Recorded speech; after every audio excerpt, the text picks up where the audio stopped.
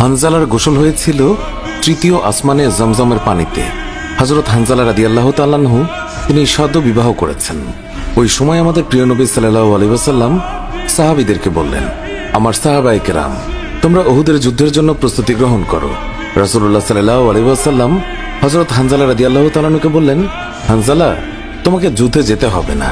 তখন হানজালা রাদিয়াল্লাহু তাআলা আনহু বললেন, ইয়া রাসূলুল্লাহ, আপনি যুদ্ধে যাবেন, কাফেরদের সঙ্গে যুদ্ধ করবেন, আর আমি সেখানে না গিয়ে স্ত্রীর সঙ্গে আমোদ প্রমোদ করব?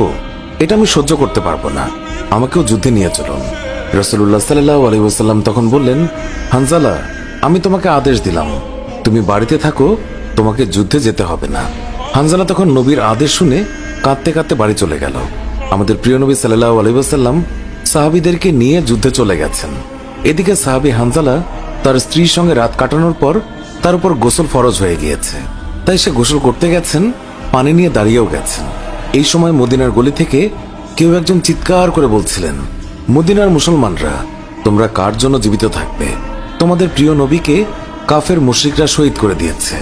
এই কথা যেই মাত্র হানজালার কানে পৌঁছালো, তখনই তিনি পানির বালতি ফেলে দিয়ে তার স্ত্রীর কাছে গেল এবং তার স্ত্রীকে বলল, হে আমার স্ত্রী, তাড়াতাড়ি আমার তলোয়ারটা দাও।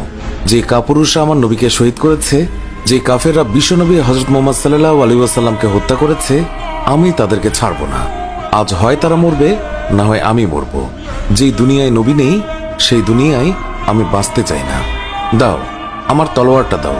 তখন হানজালার স্ত্রী বললেন, আপনি আমার নবীর হত্যাকারীকে হত্যা করতে যাচ্ছেন? যান, আমি বাধা দেব না, আমার বাধা দেওয়ার অধিকার নেই। তবে আপনি দয়া করে গোসল করে পবিত্র হয়ে যান, কেননা আপনার উপর গোসল ফরজ হয়ে গিয়েছে। এছাড়াও আপনি যদি উহুদের ময়দানে শহীদ হয়েও যান, আমি কোনো দুঃখ করব না। উত্তরে হানজালা বললেন, না, যদি আমি গোসল করতে যাই, তবে আমার নবীর হত্যাকারীরা কিছু সময়ের জন্য হলেও বেঁচে থাকবে, এটা আমি হতে দিতে পারি না। আমার যেই দুনিয়ায় আমার নবী বেঁচে নেই, ওই দুনিয়ার পানি দিয়ে আমি গোসল করতে পারি না। এই বলে তিনি তলোয়ার নিয়ে চলে গেলেন। উহুদের ময়দানে